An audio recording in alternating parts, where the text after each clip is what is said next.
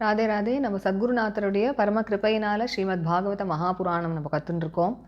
இப்பொழுது 3வது ஸ்கந்தத்தில் 25 அத்தியாயங்கள் நம்ம கற்றுண்டோம். இப்பொழுது 26வது அத்தியாயம் கற்றுக்க போகிறோம்.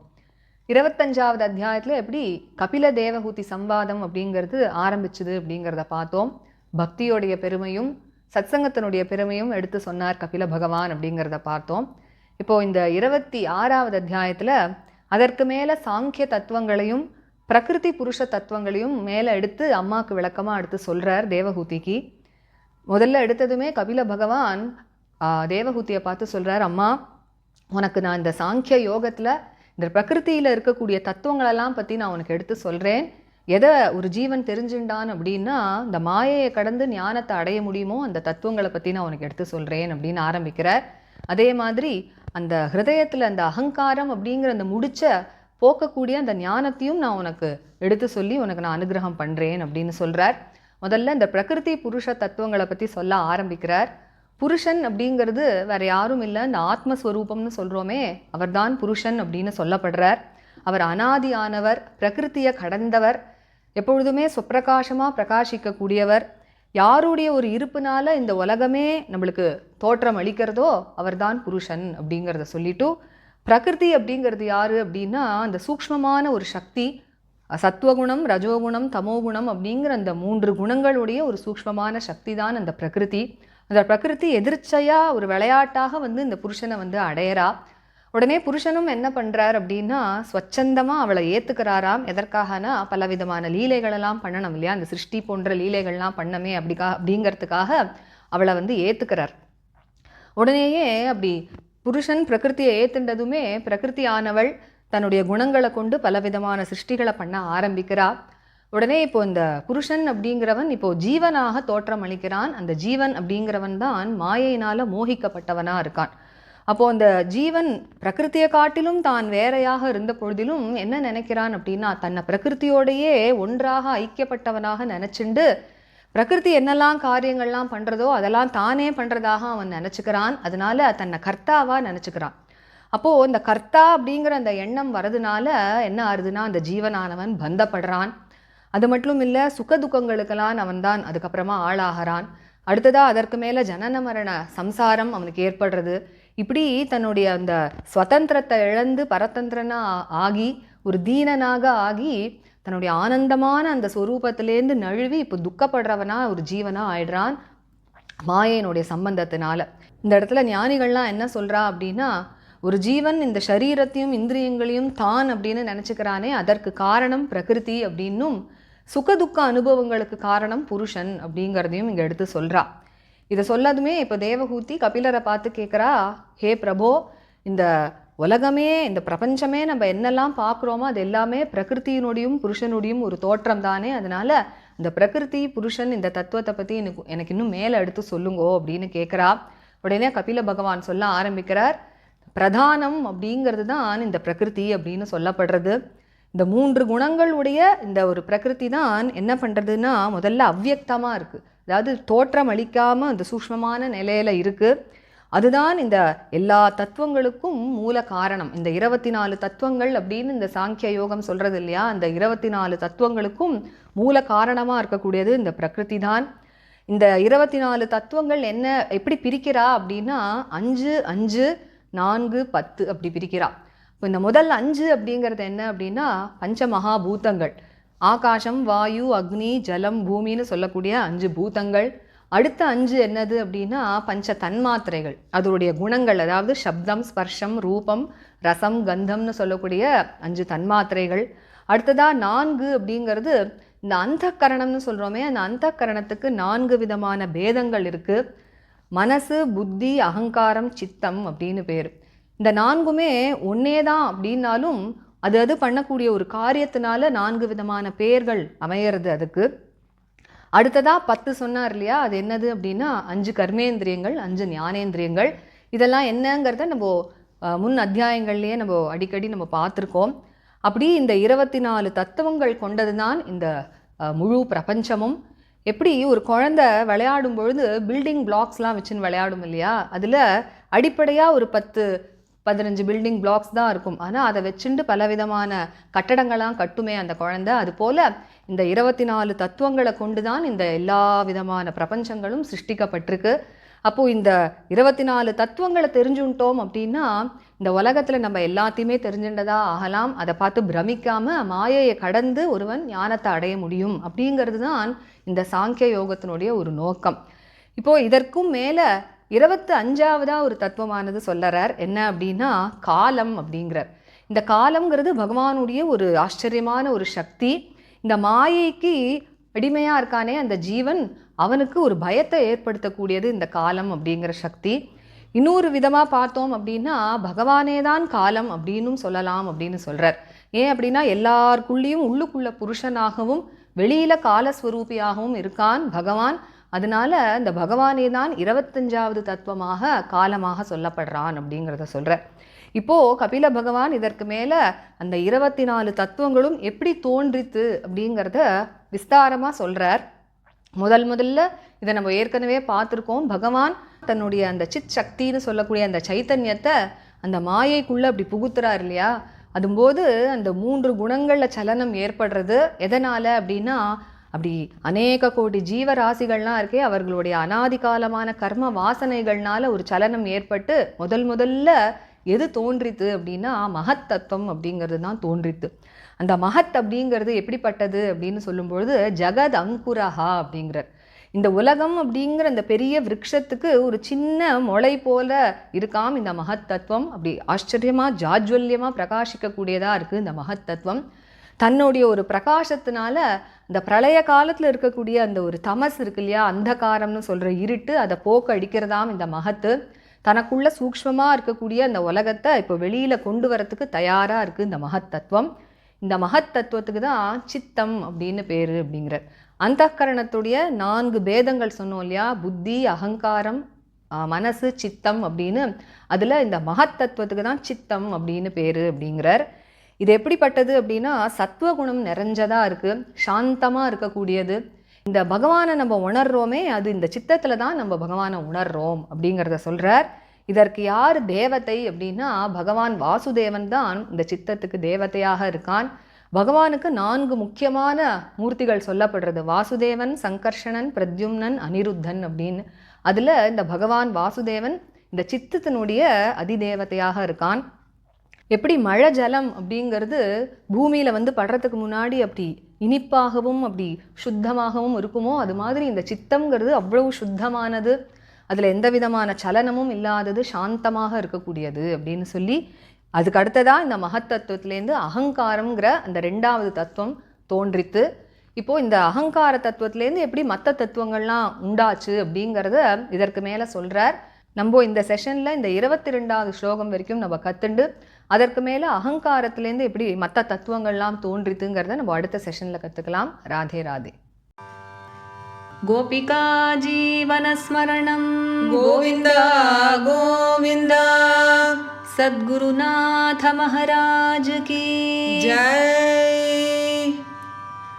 கலயே சுந்தராகாரம் சதைக பிரியதர்சனம் அஜ்ஞானநாசகம் தேவம் சத்குரும் முரளீதரம் முரளீமண்டிதகரகமலம் முனிஜனமோகனம் व्यत्यस्तपादं वनमालाधारिणं प्रेमभक्तमण्डलनित्यकीर्तितं श्रीप्रेमिकवरदम् आश्रयेऽहम्।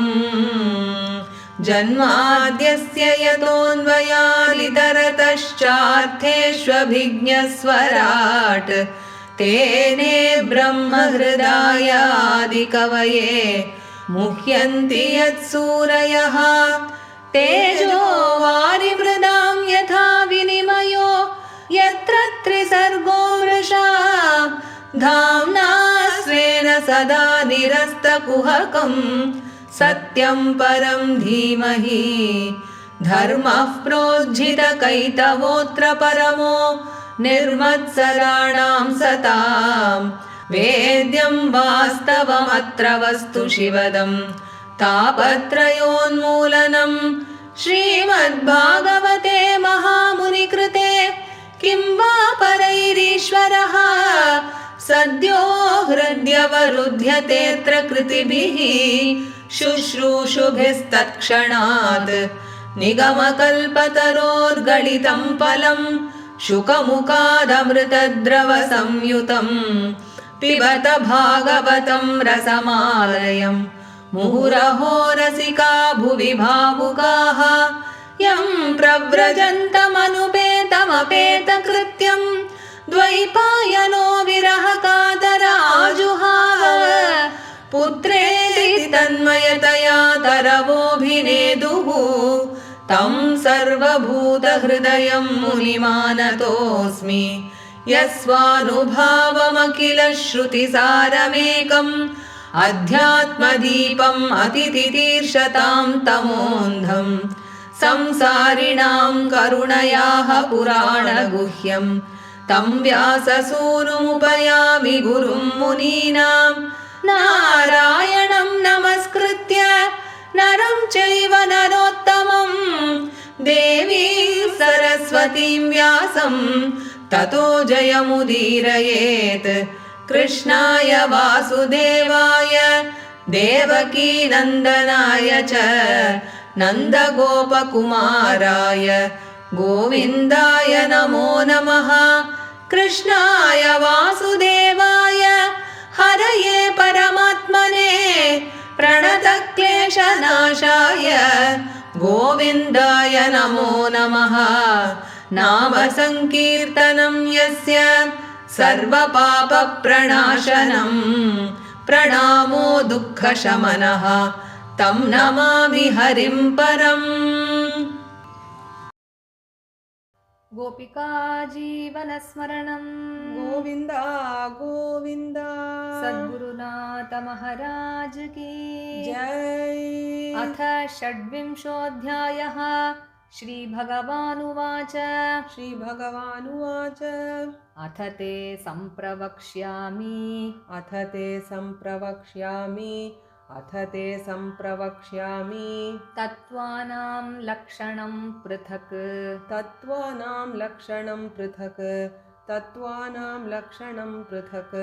यद्विदित्वा विमुच्येत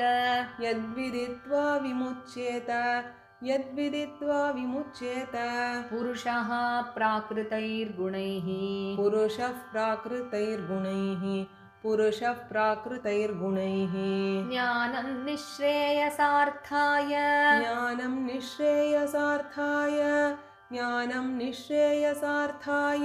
पुरुषस्य आत्मदर्शनं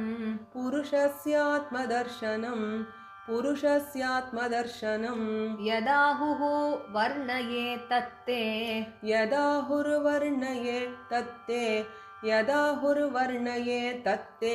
हृदयग्रन्थिभेदनम्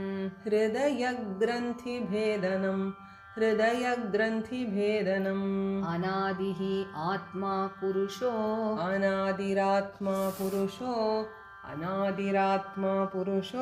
निर्गुणः प्रकृतेः परः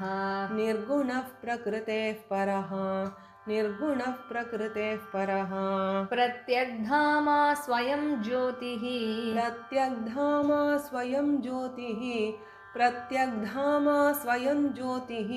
विश्वं येन समन्वितं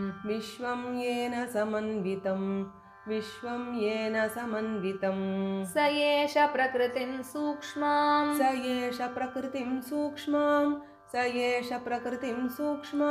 दैवीं गुणमयीं विभुः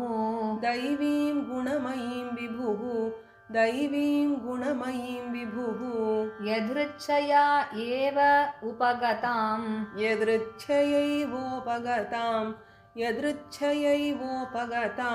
अभ्यपद्यत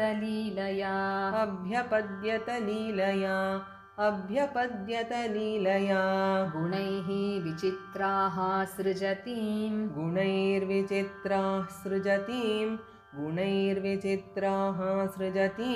सरूपाः प्रकृतिं प्रजाः सरूपाः प्रकृतिं प्रजाः विलोक्य मुमुहे सद्यः विलोक्य मुमुहे सद्यः विलोक्य मुमुहे सद्यः स इह ज्ञानगूहया स इह ज्ञानगूहया स इह ज्ञानगूहया एवं पराभिध्यानेन एवं पराभिध्यानेन कर्तृत्वं प्रकृतेः पुमान् कर्तृत्वं प्रकृतेः पुमान् कर्तृत्वं प्रकृतेः पुमान् कर्मसु क्रियमाणेषु कर्मसु क्रियमाणेषु गुणैः आत्मनि मन्यते गुणैरात्मनि मन्यते तदस्य संसृतिः बन्धः तदस्य संसृतिर्बन्धः पारतन्त्र्यं च तत्कृतं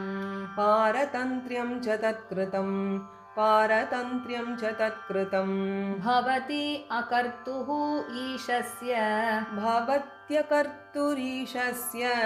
भवत्यकर्तुरीशस्य साक्षिणो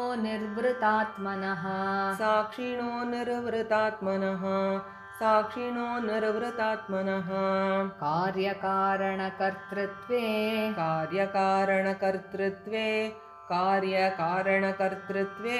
कारणं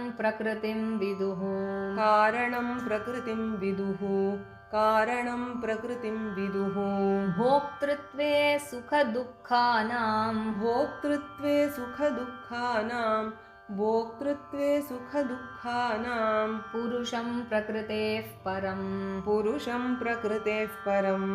पुरुषं प्रकृतेः परम् देवहूतिरुवाच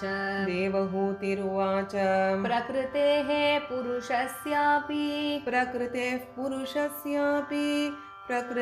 पुरुषस्यापि लक्षणं पुरुषोत्तम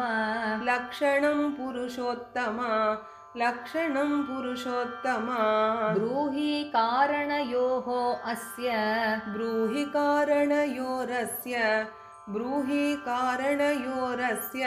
सदसच्च यदात्मकम्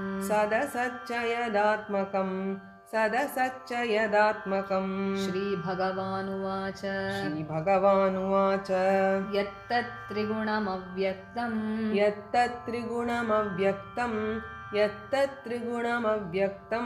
नित्यं सदसदात्मकं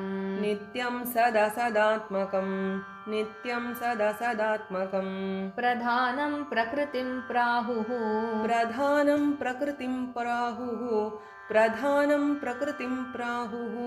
अविशेषं विशेषवत्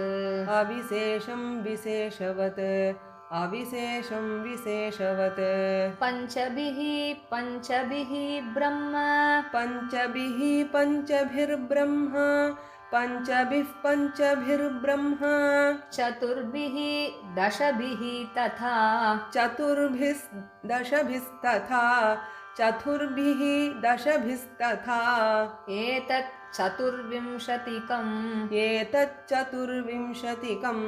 एतत् चतुर्विंशतिकं गणं प्राधानिकं विदुः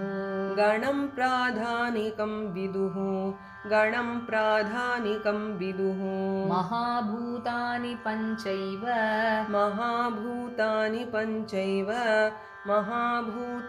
पञ्चैव भूः आपो अग्निः मरुत् नभः भूरापोऽग्निर्मरुन्नभः तन्मात्राणि च तावन्ति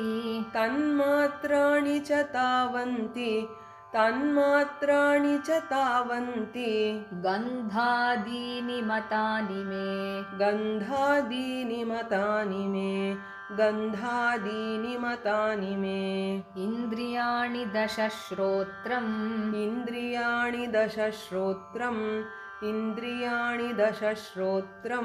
त्वग्दृक् रसननासिकाः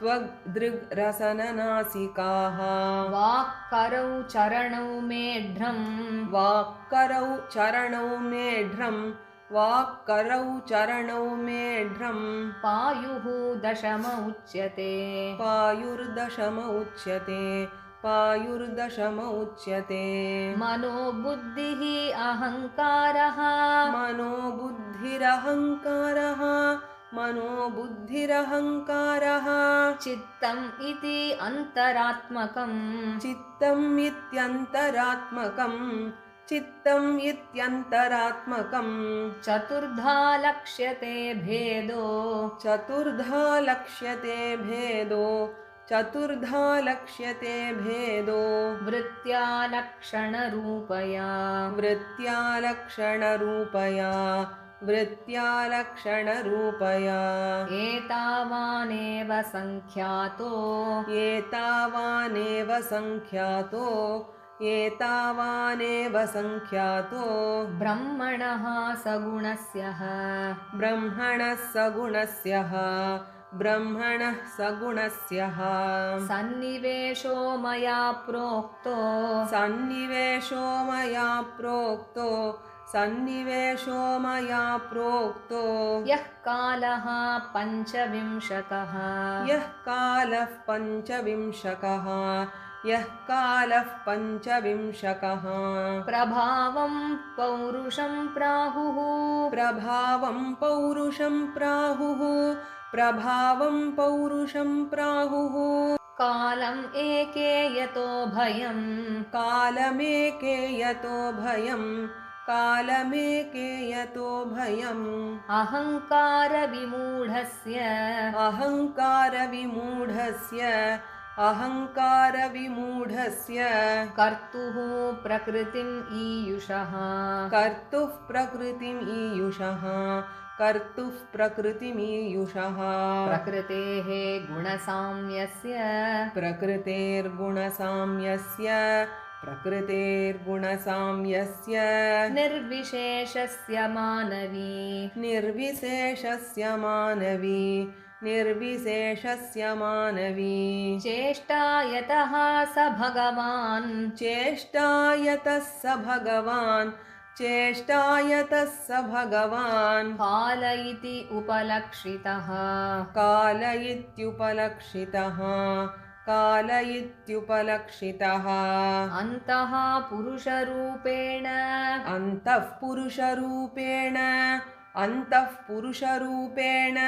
कालरूपेण यो बहिः कालरूपेण यो बहिः कालरूपेण यो बहिः समन्वेत्येष सत्त्वानां समन्वेत्येष सत्त्वानां समन्वेत्येष सत्त्वानां भगवान् आत्ममायया भगवानात्ममायया भगवान् आत्ममायया दैवात् क्षुभितधर्मिण्यां दैवात् क्षुभितधर्मिण्यां दैवात् क्षुभितधर्मिण्यां स्वस्यां योनौ परः पुमान् स्वस्यां योनौ परः पुमान् स्वस्यां योनौ परः पुमान् आधत्तवीर्यं सासूत आधत्तवीर्यं सासूत आधत्तवीर्यं सासूत महत्तत्त्वं हिरण्मयम्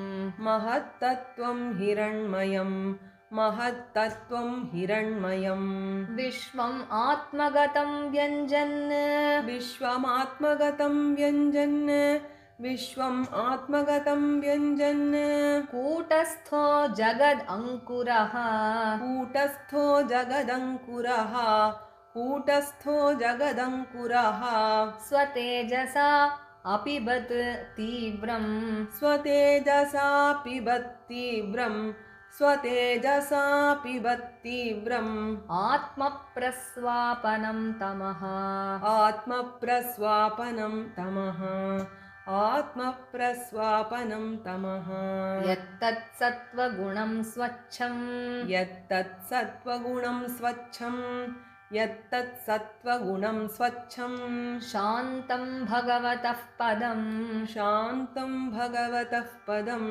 शान्तं भगवतः पदम् यद् आहुः वासुदेवाख्यं यदाहुर्वासुदेवाख्यं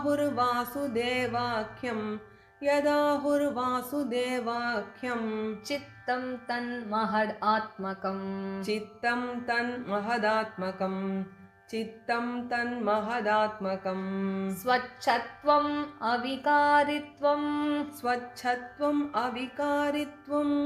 स्वच्छत्वम् अविकारित्वम् शान्तत्वम् इति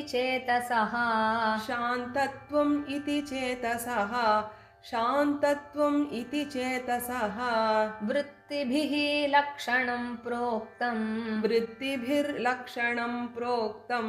वृत्तिभिः लक्षणं प्रोक्तम्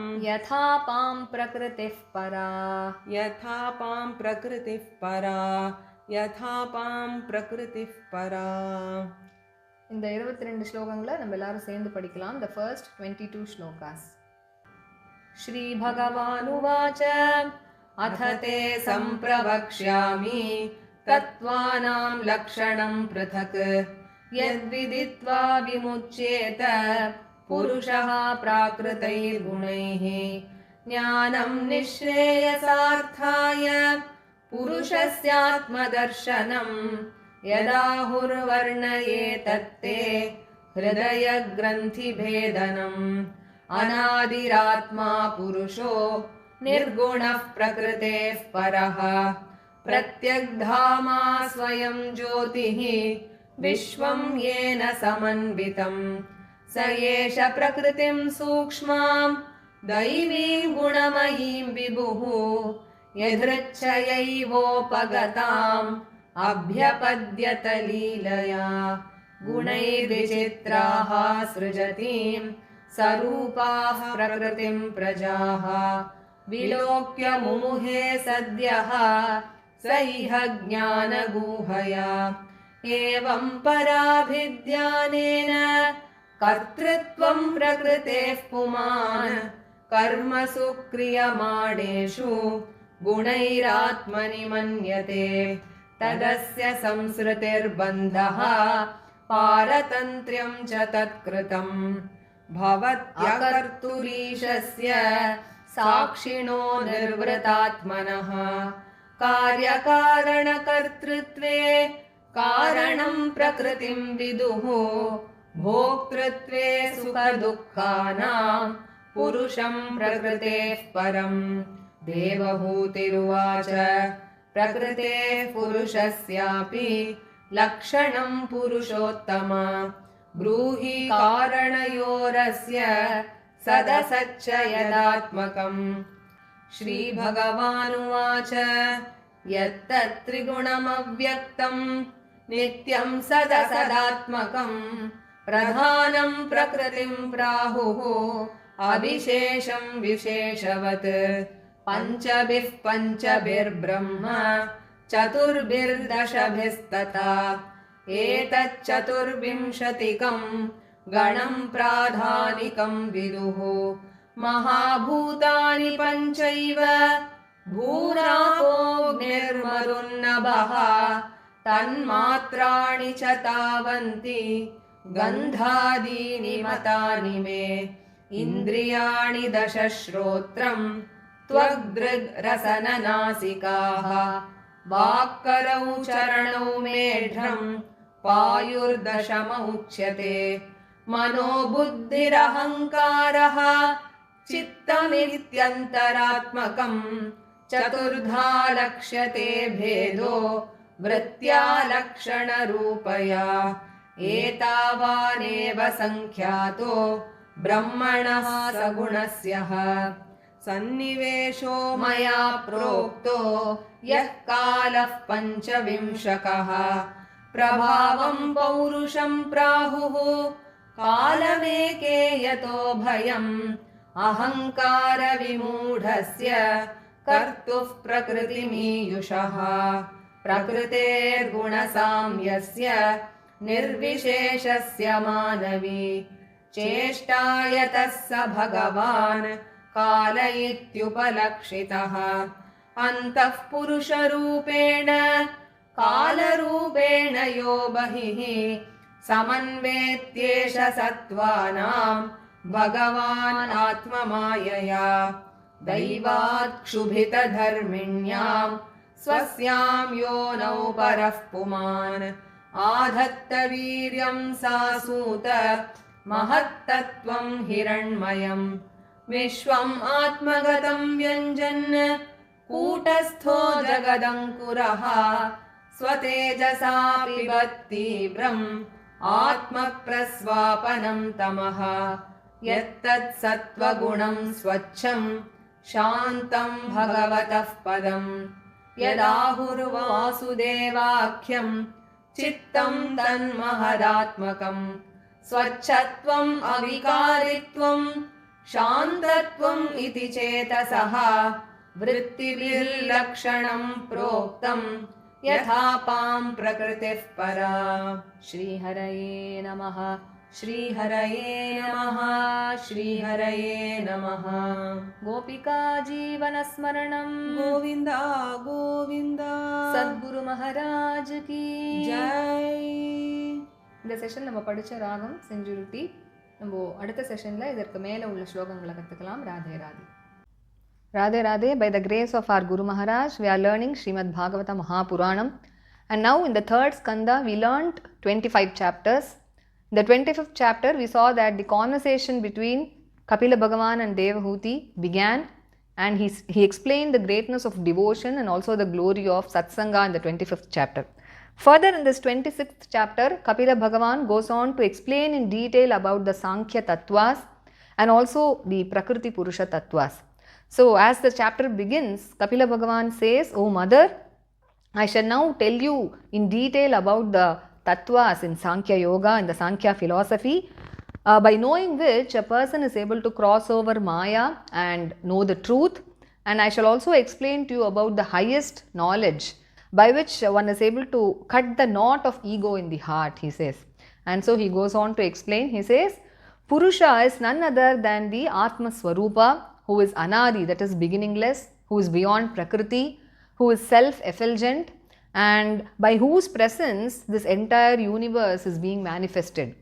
And Prakriti is this very subtle power which consists of the three gunas, the Sattva guna, the Rajo guna and the Tamo guna. And she playfully approaches this Purusha incidentally, and Purusha also accepts her of his own will in order to do many leelas like this Srishti Leela. And soon Prakriti begins to evolve various types of creation by these three gunas, and this Purusha, he now appears as Jiva, who is deluded by Maya. This is also an appearance due to Maya. And this Jiva, though he is in truth different from Prakriti, he identifies himself with Prakriti and he thinks that he is the doer. Whatever actions the Prakriti does, he thinks he is the doer, and because of this feeling of doership, which is called as the feeling of Karta, though he is only a witness and he is a non-doer, he becomes bound to all these actions. And what happens? He becomes helpless, he becomes subject to pain and pleasure, and further follows this cycle of birth and death and all that. And now this Jiva, he loses his blissful nature and becomes a very sorrowful person. And Jnanis, they tell that Prakriti is the one which is responsible for this feeling of oneness with the body and the indriyas of the soul, and Purusha is the cause for the pain and pleasure experiences. And now Devahuti, she says, "O Prabhu, this entire universe is only a manifestation of this Prakriti and Purusha, so please tell me more about Prakriti and Purusha." So Kapila Bhagavan continues, he says, Prakriti is none other than Pradhana, and this Pradhana is the one which consists of the three gunas, which is unmanifest or avyakta, and she is the cause for all the 24 tattvas, the basic principles in creation, which is laid down in the Sankhya Yoga. And he says this 24 is split as 5, 5, 4 and 10 by all the wise ones. The first 5 are the Panchamaha Bhutas, that is Akasha, Vayu, Agni, Jala and Bhumi. And the next 5 are the 5 Tanmatras, that is their qualities, which are Shabda, Sparsha, Rupa, Rasa and Gandha. And the next 4 are the 4 types of the Antahkarana, that is Manas, Buddhi, Ahankara and Chitta, that is mind, intellect, the ego and the reason. these four are the same, by the functions they perform, they get different names. And the next 10 are the 5 karmendriyas and the 5 jnanendriyas, which we have explained in detail earlier itself. And these are the 24 tattvas that are found in creation, in this created universe, which is a manifestation of the Supreme Brahman. And there is nothing else in this creation other than these 24 tattvas, he says. So everything in this universe is made up of only these 24 tattvas.